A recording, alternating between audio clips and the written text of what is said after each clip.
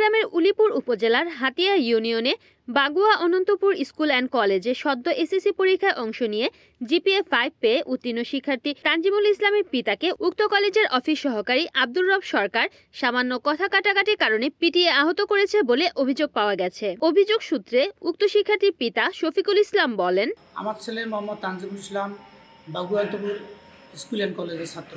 2024 সালে জিপিএ 5 পেয়ে অর্থ প্রতিষ্ঠান থেকে উত্তীর্ণ হয়েছে। তাকে একাদশ শ্রেণীতে ভালো কলেজে ভর্তি করার জন্য আমি আবেদন করতে গিয়ে দেখি তার আবেদন স্কুলের কর্তৃপক্ষ করিয়েছে। এখন আমি বিষয়টা সারা বাড়ি জানাজানি হলে অতি কষ্টে এই ভুয়া সিম সংগ্রহ করি। বিষয়টি সমাধানকল্পে আবার পুনরায় অর্থ প্রতিষ্ঠানে প্রশংসাপত্র ভুলে গেলে বিদ্যালয় কর্তৃপক্ষ আমাকে ভুয়া প্রশংসা দেয় এবং আমার স্ত্রীর নাম ভুল আসে।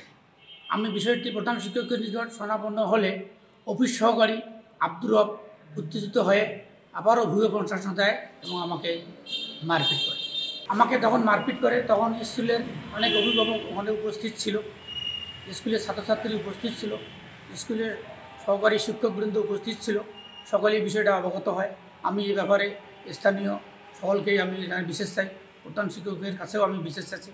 অভিযোগের কথায় মিথ্যা দাবি করে অভিযুক্ত কলেজের অফিস সহকারী আব্দুর রব সরকার বলেন, ওনার সঙ্গে কোনো মারামারি কাটাকাটি কোনো কিছুই হয়নি, সামান্য কথা কাটাকাটি হয়েছে। আর উনি এটাকে ইস্যু করে বাহিরে বিভিন্ন ধরনের কথা ছড়াচ্ছেন। এই বিষয়ে বিদ্যালয়ের প্রধান শিক্ষক SM মোস্তাফিজার রহমানের সাথে কথা বললে তিনি বলেন, তানজিমুল ইসলাম জিপিএ 5 নিয়ে ওর প্রশংসাপত্র নেওয়ার জন্য ওর বাবা সহ গত বৃহস্পতিবার এখানে অফিসে আসে। যথারীতি আমরা তার হাতে দিই, কিন্তু তার মাতার নামে তসলিমার জায়গায় তাসলিমের একটু ভুল হয়, যা 1 মিনিটেই সংশোধনযোগ্য। কিন্তু তিনি এইটা নিয়ে অফিসে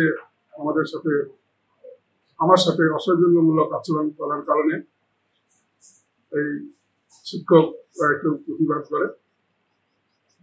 এছাড়া তাকে কোনো ধরনের মারপিট বা কোনো কিছু করা হয়নি। রিপোর্ট করেছেন কুড়িগ্রাম প্রতিনিধি মোহাম্মদ রফিকুল ইসলাম, NN TV।